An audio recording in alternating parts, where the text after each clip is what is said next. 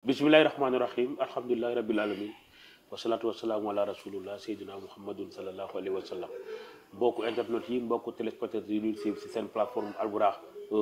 TV tey nag ñoo ngi fii bu ngeen ñu gisee fii ñu nekk bureau PDG le PDG de Albourakh wala boog le super PDG de Albourakh ndax Baye moom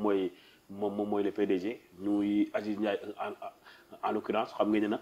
fii ak 2 jours suba le samedi gannaaw suba dimanche ñu war a jëm ci un événement exceptionnel un événement de taille à tout point de vue li koy waral mooy incha allah dinañ ci ñëw léegi ak ki nga xam ne moom mooy Aziz Ndiaye donc mu ne koo xam ne c'est vrai que li muy génn bëriwul il est tout le temps entre 2 avions mais tey dañ ko képp fas yéene wax ak moom mënut a ñàkk dañ koy njëkk a laaj mooy Aziz on est à 48 heures d'un événement exceptionnel d'un événement de la trappe du combat Ama Baldé Franc fan la Albourakh toll tey ci wàccaay yi tey. jërëjëf Abou maa ngi lay nuyu di nuyu téléspectateur Albourakh yëpp di la nuyu yow ci sa professionnalisme ak say réalisateurs et caméraman comme ni nga ko waxee rek man maa ngi doog a ñëw je suis revenu aujourd'hui à 5 heures du matin. bon liggéey bi moo ma jàpp au niveau international. ma demoon ci mais lamb ji tam bokkoon na ci. comme ni nga ko xamee rek à 48 heures de l'événement je pense que tout est fin prêt Albourakh li mu war a def lépp ci wàllu organisation def na ko. On a tenu des réunions de sécurité avec la gendarmerie, avec la police, ensuite le staff de Albourakh et l'ensemble du staff de Albourakh tenir nañ ay réunions yu bari yoo xam ni Baye Ndiaye laa dirigé comme ni mu ko daan dirigé fexe ba lépp tegu au point avec l'ensemble des partenaires de Albourakh muy partenaire audiovisuel sponsor sécurité CNG et le staff de Albourakh en tant que tel. La communication autour du combat gis nañ combat bi dayoo bi mu am est-ce que Aziz bi ngeen di tëgg combat Ama Baldé Franc xaaroon ngeen mu am niveau bi en terme de communication. waaw souvent nag Albourakh saa bu monté un combat rek da ngay dégg le début du bu ñu monté combat bi li ci ëpp da ngay dégg naan lii du combat bi ndax war na dina neex wala neex mais à chaque fois que bu ñuy approcher le combat da ngay gis ni la communication monte en puissance loolu nag li ko waral mooy y a une grosse boîte derrière Albourakh yow en tant que tel ñeneen ak ñeneen. Vraiment, il y a des professionnels au niveau de la communication, les caméramans, les réalisateurs et tout le monde. Ça défend un travail colossal derrière. Et c'est ça qui fait la force de Albourakh. Si on a un événement, il y a un genre pyramide à chaque fois que la communication est montée en puissance et que c'est un combat très valeureux, un combat valorisé. Le Sénégal est un événement. Et là, vraiment, on dit chapeau à l'ensemble de l'équipe d'Albourakh. C'est quoi maanaam secret Albourakh bu ñu tegee événement rek bu ñu tegoon tey Abou Ndour ak Yawou Dial sax mu def événement c'est lan mooy le secret c'est quoi. waaw le secret de Albourakh mën naa ni ça dit sur le professionnalisme de Albourakh parce que Albourakh credo mooy fexe nekk vraiment un champion ou un leader dans l'événementiel et je pense que depuis les 2 ans yi di ñëw 2 ans yi ñu jóge yëpp ku ko xool xam ni Albourakh actuellement pour ne pas les jeter des fleurs ils sont les leaders dans l'événementiel sportif ici au Sénégal seen ay combats da ngay gis mu nekk des combats de haute facture mën naa ni tey sur les combats de Albourakh wala les événements de Albourakh da ngay gis ni y a une carte très intéressante à l'intérieur parce que Albourakh dafa ñëw pour redoser le blason de la lutte nga xam ni tey suy tëgg làmb du yem rek sur le grand combat Albourakh dafay ñëw indi une carte avec d'autres affiches yoo xam ne nii affiche yu alléchante la affiche yoo xam ne bu ci nekk rek mën naa ni grand combat lay doon tey un combat de Lac Rose Liss Ndiago boo ko xoolee Lac Rose ça fait des années ay tête d'affiche lay bëri tey Albourakh indi ko mu war a bëri un combat spécial nga gis doomu Dangu aussi ak Thiatou Yoff c'est des lutteurs de tête d'affiche ñu indi leen Albourakh dafay regrouper beaucoup de lutteurs yoo xam ne ay tête d'affiche lañ tàmm di bëri ay grands combats la ñuy bëri mu jël leen dugal leen ci benn carte loolu nag c'est la compréhension des lutteurs et des managers ñu xam ni sport de combat léegi dafa évoluer il faut faire de la qualité et mën naa ne le secret de Albourakh c'est la qualité de ces combats et la qualité de ces événements. L'implication de certains Modou Lô de certains Balla Gaye de certains Eumeu Sène autour du combat est-ce que amul beneen level bu mu jox combat bi. mais bien sûr que oui tu sais que Albourakh à chaque fois que buy tëgg làmb il faut que dama koy wax gars yi souvent duñ ci bàyyi xel c'est la cartographie des lutteurs qui est important c'est-à-dire il y a des lutteurs yoo xam ne ay leaders de zone lañ tey Ama Baldé c'est un leader incontesté à Pikine tey Franc aujourd'hui est le second de Parcelles boo demee à part Modou Lô Parcelles Franc est le second loolu dafay soo tegee la cartographie des lutteurs Ama Baldé dafa ëmb tout le département de Pikine concentré wu ci moom parce que si on parle de popularité au niveau de Pikine ñëpp xam nañu c'est Ama Baldé qui est vraiment qui fait partie des lutteurs les plus populaires de la banlieue surtout le département de Pikine nga ñëw indi un Franc ki nga xam ne aujourd'hui c'est un second de Modou Lo nekk ci keppaaram bien vrai que bokkuñu écurie mais jàppal ni zone bi ñu nekk actuellement est le numéro 2 de cette zone loolu dafay wane ni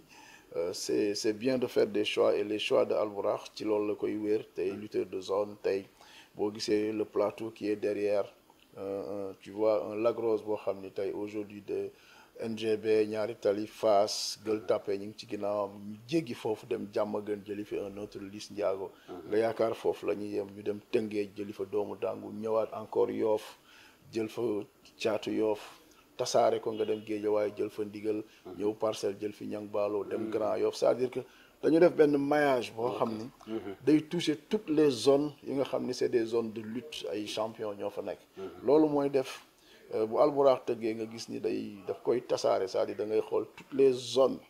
sont touchées loolu mooy waral événement yi di am benn dimension bi muy am à événement exceptionnel des dispositions exceptionnelles ça c'est clair donc waral sax dafa mel ni waa CNG am nañu ay dispositions yu ñu jël ay cartes yu ñu jël yooyu ba si mbëri sax ne nañ la seule licence du lutteur ne suffit plus pour accéder ci combat bi combat keroog est-ce que loolu mën nga ñu gën a expliquer waaw li ñu jël rek mooy xam nga souvent daf ñu dal ci ay combat yu nekk suñu ginnaaw yoo xam ne da ngay gis ay nit dañuy jënd billet ba pare duñu mën a dugg ci stade bi parce que stade bi dafay fees te ñun on a fait des billets yoo xam ne c'est limité sur le nombre de places du stade mais da ngay xool ni dafay am benn pourcentage 3% ba 5% des personnes yoo xam ni dañuy dugg sur des cartes yoo xam ne dañu lay wax li moi je suis un membre de CNG je suis un lutteur wala je suis un agent de sécurité je fais partie de ce corps ou machin et truc ñëw bëgg a dugg sans payer et yow place bi ngay toog da ngay toog place ku fay billet ba pare war a am accès dans le stade fekk beneen nit boo xam ni carte la yor wala yor leneen ñëw toog place ki fay billet te loolu c'est de l'injustice loolu moo tax ñu ne cette fois-ci dañu bëgg képp ku jënd billet nga mën a am accès dans le stade ba nga xam ne yow mi nga xam ne da nga yor carte nga xam ne entrée bi c'est gratuite doo toog place ki jënd billet ndax souvent da nga gis un amateur jënd billet bu cher fi mu war a toog benn waay yor carte am rek ñëw ni man ci corps bi laa bokk man je suis de tel membre là ci corps bi ma nekk dama war a am accès ça c'est une manifestation privée une manifestation privée c'est payante l'accès est payante dañu moo tax ñu ni avec la police et la gendarmerie jël nañ ay dispositions yoo xam ni képp kuy dugg ci stade bi te dagg billet di nga mën a am accès dugg ci stade bi seetaan képp koo xam ne da nga ñëw yor carte CNG bi les cartes ci magistère u Malick Ngom rek moo valable toute autre carte boo xam ne yaa ngi ko am ci beneen magistère yaa xamoon ci équipe bu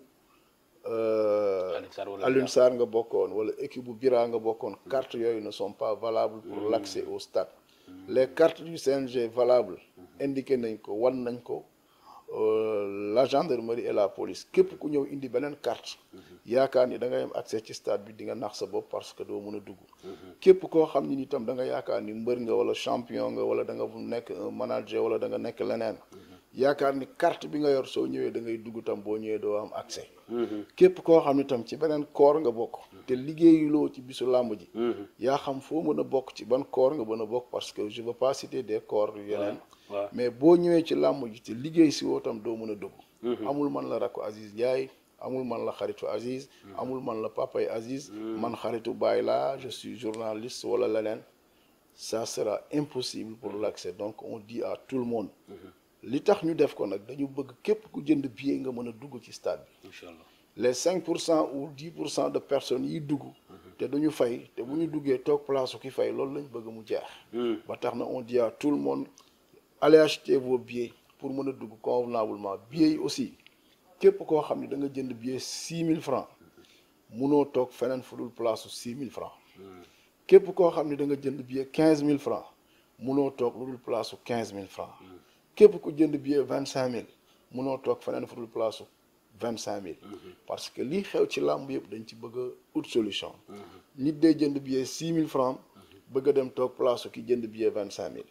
nit bëgg a jënd billet 15000 francs bëgg a toog place ki jënd billet 25000 dañu bëgg ku ci nekk lii sa àq ak sa yelleef ci njëgu billet bi nga jënd nga mën a dem toog foofu seetaan sa lamb convenable. loolu mooy wàllu billet yi ak yooyu. J'ai lu dans le journal aujourd'hui où on dit que Modou Lo le CNG met Modou Lo Balla Gaye Eumeu Sène sur la touche loolu li mu bëgg wax mooy loo xam ne ay texte la yu yàgg fi ñu war ko appliquer mais indi coow ñu ne par exemple Modou Lo ak Franc bokkuñu écurie ñu ne par exemple Balla Gaye ak Ama bokkuñu écurie loolu indi coow te pourtant ay texte la et je pense que les textes sont faits pour être appliqués Adi. waaw ça c'est vrai hein, les textes sont faits pour être appliqués je pense que le président Malick Ngom keroog da doon def un rappel la doon def rek sur les dispositions des textes qui sont là mais texte boo gis am na tolérance et yaakaar naa ne yàgg nañ ko tolérer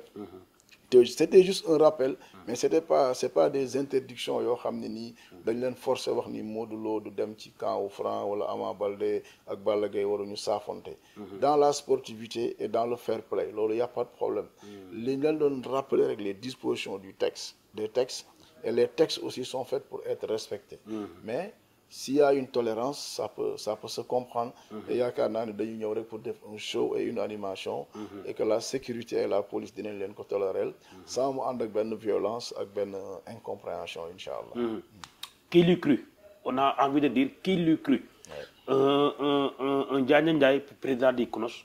ak tout ce qui regarde au niveau national et international qui vient quand même assister à un gala de lutte ànd ak ay gàngoor ay un nombre incalculable d'ambassadeurs mais vraiment comment Albourakh et Aziz et Baye ont-ils fait pour vraiment décrocher ku mel ni c'est vrai que aujourd'hui Albourakh a signé un partenariat avec le comité d'organisation de JOJ de 2026 muy les Jeux olympiques de la jeunesse de 2026 qui est un rendez-vous très important pour l'Afrique pour le Sénégal aussi mais aujourd'hui si vraiment les JOJ ont choisi la lutte et choisi Albourakh pour mu nekk mën naa ni à partir de maintenant mu nekk benn tremplin pour seen communication nekk ensuite benn ouverture pour la jeunesse parce que xam nañ fi làmb toll le rôle de Albourakh ne se limite pas aujourd'hui à organiser rek des combats làmb dañ ko war a revaloriser c'est-à-dire que yóbbu ko ci beneen dimension bu exceptionnelle fexe ba vraiment aujourd'hui de très grandes personnalités des autorités de haute facture mën a ñëw làmb ji incha allah on attend plus d'une vingtaine d'ambassadeurs et représentants diplomatiques yoo xam ne dañu war a ñëw seetaan suñu culture le monsieur Diagne Ndiaye ki nga xam ne tey moom lañ dénk le comité de moom moo yor le ce qui est CNOSS et les JOJ moom moo koy organiser suñu demee tey ba mu xool làmb xam ni vraiment aujourd'hui c'est un sport à accompagner un sport à encourager loolu rek vraiment mën naa ni wax ni c'est une première pour le sport aujourd'hui lu mat ay 20 et quelques ambassadeurs ou représentants diplomatiques des personnalités des ministres et beaucoup de gens pare pour ñëw ci stade bi ça veut dire que lamb mi ngi dem ci beneen dimension lamb mi ngi dem ci beneen ampleur loolu nag dañ ko war a approprier dans le bon sens xam ni tey on doit revendre notre sport national Albourakh mi ngi ciy def liggéey bu am solo ba tey fexe ba ay personnalités yu mel noonu mën a ñëw stade ay ambassadeurs ay représentants diplomatiques ay ñoo xam ni vraiment ils ont des links au niveau international pour mën a jàppalewaat làmb ji ba nga xam ni day nekk vitrine bu am solo pour la culture Sénégal pour sport Sénégal pour jeunesse Sénégal je pense que chapeau à Albourakh et chapeau aussi à Baye Ndiaye vraiment. waaw le fait que ñu jaar aussi Albourakh ça veut dire que derrière il y a certainement un travail qui a été fait par Albourakh et le groupe ça veut dire que kon nit ñi donc structure yi fi nekk di organiser ay làmb jombul am na beneen image beneen liggéey bu ñu war a def pour mën a attirer. waaw xam nga tey mooy ce qu'on dit rek si tu fais booy def benn mbir il faut le faire très bien sooy def benn mbir il faut prendre toutes les dispositions yi nga xam ni ces dispositions qui rend mën naa ni attractif ce que tu fais dans le respect dans le professionnalisme nga teg ko foo xam ne ni tey nit day nekk ba bitim réew di ko seetaan tey je vous dis il y a des gens qui sont aux États-Unis de ay personnalités yu mag dañu bàyyi xel ci suñu làmb ji des ambassadeurs des représentants diplomatiques beaucoup de personnes ñu ngi suivre la lutte sénégalaise ba nga xam ni tey comme je le dis keroog Diagne mi ngi may jox benn anecdote di ma wax même l'ambassadeur de Russie bi nekk bi Sénégal bu combat amee bu amee les vidéos et autres daf koy jël envoyé ko Poutine ba Russie mu koy seetaan loolu c'est important pour la lutte donc nous notre devoir mooy def de la qualité la force de Albourakh nag mooy la qualité de ces événements le professionnalisme ndax Albourakh soo ko xoolee mën naa ni mi ngi def 2 ans d'existence mais 2 ans d'existence yi maanaam ci temps plein yi muy def mooy diggante daaw ak ren le nombre de combats périodiques et réguliers yi muy organiser jafe na nga gis promoteur bu koy organiser parce que chaque année il met des combats de haute facture,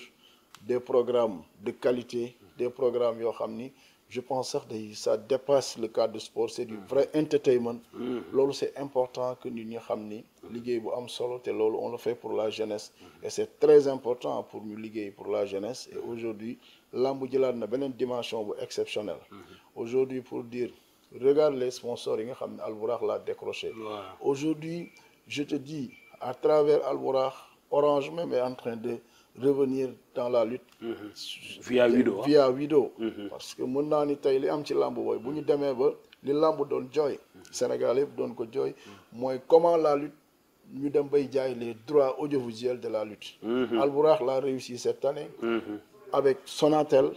indi Sonatel via Wido. Ils ont acheté les droits. Ils sont venus en tant que sponsor et en tant que partenaire audiovisuel. Et ça c'est important et on remercie la compréhension de Sonatel et Wido par rapport à ce geste qu'ils ont fait pour la lutte. Et c'est important loolu liggéey bu mag la boo xam ne Albourakh mi ngi koy def. kon on dit vraiment alhamdulilah ba làmb. ñi nga xam ne dañu bàyyi woon làmb sax ñi ngi ñëwaat di dugaat ci làmb ji. fekk fi ñi nga xam ne nag mosuñu bàyyi làmb. Et c'est très important et on remercie l'ensemble de nos partenaires. qui ont confiance vraiment à Albourakh. Mais Adji, si Diagne Ndiaye et tout ce beau monde doit venir keroog ñu war a toog loge xanaa ko loge bi da ngeen koy commercialiser wala. Quoi, cette fois-ci on va aménager benn loge bu exceptionnel. boo xam ni ça sera un loge vrai VIP. et képp koo xam ne ñëw nga stade di nga xam ni dinañ jël ay dispositions sécuritaires parce que lamb ji li ci war a am ci spectacle dafa bari. tey Sidi Diop va venir jouer en live direct. Il y aura des sons et lumières, c'est-à-dire que avec les personnalités qui vont venir on va aménager loge bi ba nga xam ni dafay am espace café boo xam ni dañ fay mën a def pause café di seetaan lamb mën a grignoter li leen neex. seetaan lamb di naan café di naan seen boisson bu leen neexee ñu jóg dem ci espace bi nga xam dañ ko aménager def fa benn buffet bu spécial pour ñi nga xam ni les personnalités yi ñëw ci lamb ji ak ñi nekk ci loge bi nga xam ni vraiment on veut donner la lutte beneen dimension bu exceptionnelle. Parce que comme tu le dis un événement exceptionnel, disposition exceptionnelle. te incha allah ci loolu lañ nekk. te bu dimanche ku ñëw ci stade bi ci jàmm. di nga ko seetaan ci jàmm. ñibbi ci jàmm parce que je pense que ni tey lii la waa gendarmerie jël ci ay dispositions. plus de 600 et quelques éléments de la gendarmerie. moins de 1000 éléments de la police. On ne peut pas avoir mieux dans un événement. Donc, je pense que côté sécurité, tant que nous avons côté spectacle, la même chose. Côté dimension personnalité des invités et des amateurs aussi, on l'a bien réussi. Côté partenaire aussi, sponsor, on l'a bien réussi. Les cotes de PPV depuis presque 2 semaines, vraiment, vente, il y a une flèche, alhamdulillah, rabbil alamin. Et on dit aussi aux téléspectateurs, ils ont nañu gaaw jënd les cotes diggante vendredi samedi ba dimanche nga xam ni dañuy mën a seetaan lamb ji en live pay-per-view sur wido.sn wala ñu dem seetaan ko sur Sen Affiche. Je pense que c'est important pour nit ñi mën a préparer wu jël toutes les dispositions parce que vraiment dimanche moom mën naa ni c'est une fête et c'est un jour de lutte à ne pas rater inchallah. Je vais revenir sur le beau monde mënu ma ko bàyyi ce beau monde fu ñu teew Aziz est-ce que kon làmb bu doon wane d'accord xar kanam est-ce que tey waru mën a gën a góorgóorlu ñu wane vraiment une image une très belle image de la lutte. Très bien xam nga aujourd'hui mën naa ni ñun ñoo xamul li ñu am mais ñi ñuy seetaan xam nañ li ñu am suñu demee ba des personnalités de ce niveau choisir de venir regarder la lutte ça veut dire que làmb am na beneen dimension. ñun waa làmb des fois duñu comprendre ce qu'on a mais ñi nekk ci biti au niveau international diaspora les représentants diplomatiques et maintenant nañ ko waxee même les intellectuels maintenant sont réintéressés par la lutte et ça c'est important. Effectivement. Donc lamb nañu gën a defaraat suñu toogaay xam ni c'est un sport aimé. Les gens vraiment bëgg nañ lamb bëgg nañ des grands événements nag dafa jot ñun ñu continuer de def qualité parce que la lutte a besoin de combats de qualité. Des journées de haute facture yoo xam ni amateur bi bu ñu ñëwee rek dinañ xam ni la lutte vraiment c'est ça la lutte sénégalaise et c'est important. gis naa keroog ñu jënd seen billet mais accédé wuñu à Aziz est-ce que des dispositions sont prises pour parer à ça. waaw mooy li ma la expliqué sànq. dafa am benn pourcentage de personnes boo xam ni mën naa ni mooy des gens qui aiment la facilité dañuy ñëw ci làmb ji bëgg a yaakaar ni l'accès est libre et gratuit. ba gi nga xam ne dafa jënd billet day dugg day dagg billet. ñëw fekk ku yor carte wala ku jëndul billet toog place am loolu jël nañ ci disposition yoo xam ni képp koo xam ni sa dagg nga sa billet na nga fexe ba boo ñëwee ci stade bi nga takk sa bracelet ndax bu ñu ñëwee itam di contrôler des fois dina am benn contrôle bu ñuy def ndax yow fi nga toog sa place la ndax am nga bracelet qui le permet nga toog foofu su fekkee da nga toog foo xam ni du sa place dañ lay yëkkati yóbbu la sa place su fekkee itam da nga am say pexe ba dugg ci biir stade bi amoo bracelet amoo billet ba dugg dañ lay génnewaat ci biti xool borom billet mu toog sa place parce que ku dagg billet tey bëgg nañ nga am accès ci stade bi incha allah. kon nag loolu je pense que loolu am na solo mais est-ce qu'il y a un message particulier que Aziz voudrait lancer par rapport au combat au gala. waaw ñuy woo amateurs yi rek di woo Sénégalais yëpp dans le fair play xam ni ça sport la rek lu lamb rëy lamb ji c'est le 16 ñu bàyyi xel ni le 17 dafay am. kon donc ñu def ko dans la plus grande sportivité. amateurs yi ñëw ci jàmm ak salaam seetaan si un événement exceptionnel. gëm naa ni amateurs yi ak sénégalais yi ak diaspora bi. yàkkamti nañ ay combat Albourakh et combat bi itam bokk na ci les combats les plus médiatisés de la lutte. cadence bi ñu ko teg. c'est très bien maîtrisé. Et grâce au professionnalisme de l'équipe de Albourakh et de ses partenaires, aujourd'hui vraiment que ça sera un combat exceptionnel avec des mesures exceptionnelles, Inch'Allah. Mënuñu la kii paraît interpellé wu na si le 19-20 coow li yëpp 19-20 waa Aziz 19-20 l'idée est venue d'où et vraiment naka ngeen ko fas yéene préparer 19-20. waaw tu sais que tey comme li gars yi di wax gouverner ou organiser c'est de prévoir. lamb lu nekk am na fi donc faut faire des choses nouvelles ay affaires yu bees. et que mosoo gis promoteur bu organiser samedi ak dimanche c'est-à-dire 2 jours d'affilée 2 jours yu jegeyoo.